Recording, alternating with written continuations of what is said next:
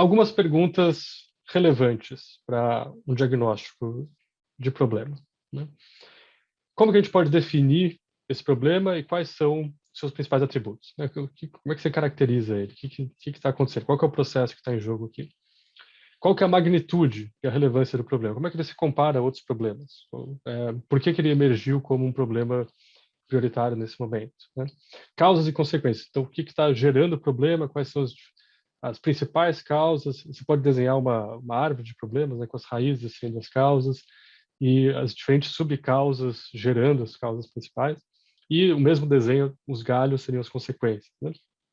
Isso é muito rico para poder identificar pontos de entrada para a intervenção e também explicitar a relevância do problema, né? As consequências desse problema, estando bem definidas, elas são uma ferramenta muito importante para comunicar isso, para gerar engajamento, para colocar o problema na agenda institucional e social. E como você pode escrever o problema de maneira que engaje diferentes grupos. Isso é muito importante, né? Acho que é uma coisa que todo mundo na vida peca, que é achar que o problema que a gente enxerga vai ser comum, né? Todo mundo vai enxergar o problema da mesma forma, vai enxergar a relevância desse problema da mesma forma e vai entrar no mesmo barco ali, com o engajamento que você espera. Quando não é assim, né? As pessoas, cada um está vivendo uma vida diferente e é muito importante entender a perspectiva dos diferentes atores-chave e discutir como é que você apresenta um problema de uma forma que o problema entre no radar dos atores-chave, né? De uma forma que a relevância do problema fique demonstrada em relação aos interesses desses atores-chave, né? Isso pode ser, por exemplo, se você está falando de uma política pública e você vai falar com a fazenda, né, o dono do cofre, você vai trazer questões financeiras, né, questões de orçamento, questão de custo-benefício. Agora, se você vai falar com o pessoal do RH, você vai trazer questões da importância disso para a equipe, da prioridade disso em relação a outros problemas para você poder captar a equipe, né? Você vai falar do problema com relação a técnicos de serviço, e você vai precisar implementar uma nova intervenção, você vai ter que falar com eles a partir da perspectiva de como é que a gente adapta, como é que a gente incorpora essas novas tecnologias, estratégias para os serviços que já estão rolando, né? Como é que a gente adapta as dinâmicas de trabalho para que isso seja factível. Então, essas diferentes dimensões do problema, elas refletem o olhar de diferentes atores-chave, os seus interesses, as suas prioridades, e isso precisa ser considerado se você quiser que o problema ele entre na agenda dos atores-chave relevantes, né? Senão você vai, muito provavelmente, ser uma voz solitária, apaixonado pelo seu problema, mas sem conseguir ter companheiros para pensar e agir sobre ele. Algumas outras questões para direcionar o processo de definição do problema, né? Como que o problema chamou a atenção, né? Como que ele foi descrito quando a decisão de abordá-lo foi tomada, né? Que aspecto desse problema foi o divisor de águas ali, né? O aspecto final, esse problema de fato é relevante para a instituição. Como eu já falei, é comum que os problemas eles emerjam, eles entrem na agenda ainda com uma definição superficial, né? E daí tem um trabalho importante de aprofundar essas definições. E para fazer esse aprofundamento é muito importante você ter a interação com os diferentes atores-chave, as pessoas que estão engajadas, que entendem o processo que leva a esse problema, ou que são relevantes para potenciais soluções do problema e vão poder apontar as barreiras, as dificuldades para vencer o problema, ou os fatores do contexto local, os fatores da realidade que fazem com que o problema se mantenha.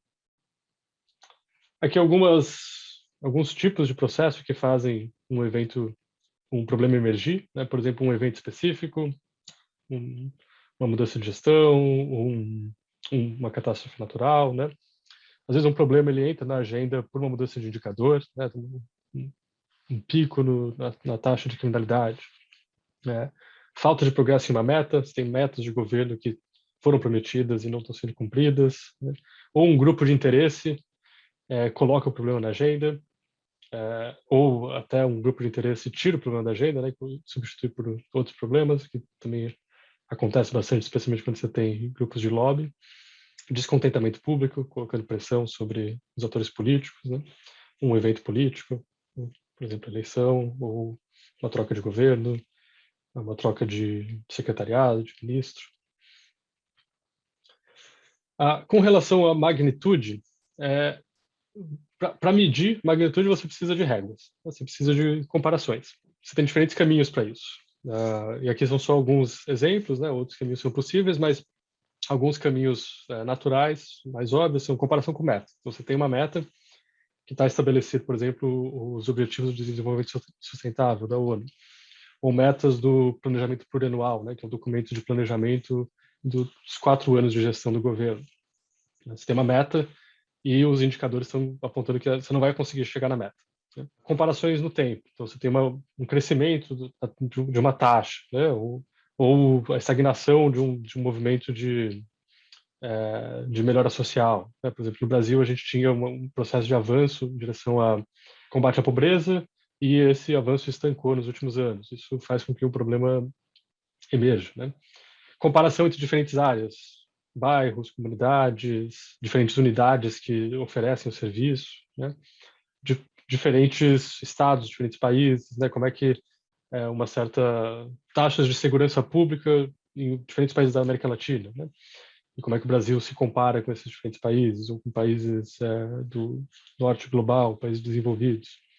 Essas são formas de demonstrar, né, o tamanho do problema. Né? Ou, às vezes, você tem valores de referência que seriam o mínimo aceitável. Né? Então, você espera que uma criança esteja alfabetizada, esteja com esse nível de instrução em tal ano, e você não está chegando nesse mínimo aceitável. Né? Diferentes estratégias aí para demonstrar por que o seu problema é um problema grande, né? Um problema que merece atenção. Com relação às causas, né? Como a gente falou, elas são muito importantes para identificar possibilidades de atuação, para orientar o processo de seleção de opções e para redelimitar o problema. Né? É muito importante, quando você vai discutir causas, ter em mente que problemas complexos, eles são sempre complexos. E você não vai esgotar ele de imediato, e você com certeza vai ter áreas de incerteza, né? Então, é importante revisitar o processo de definição do problema com o tempo, conforme você adquire mais informações, entende melhor o problema. Se é um problema complexo, dificilmente você vai ter uma solução mágica, né? Um problema complexo, geralmente, ele diz respeito à interação entre diferentes problemas, né? Microproblemas que convergem para produzir o problema complexo. Então, a hora que você resolve um dos microproblemas, os outros microproblemas entram na frente, né? E daí você vai precisar resolver o outro. E isso vai produzindo mais informação sobre qual que é o grande problema que você está enfrentando. E é muito importante ter abertura para atualizar esse entendimento, né? E criar uma narrativa mais acurada conforme mais informação está disponível. Uma definição superficial do problema tira nitidez, né, do que a gente precisa fazer, pode levar ao foco em algo que não é, na verdade, tão relevante, que não é tão crítico para os indicadores, né, para os desfechos de interesse.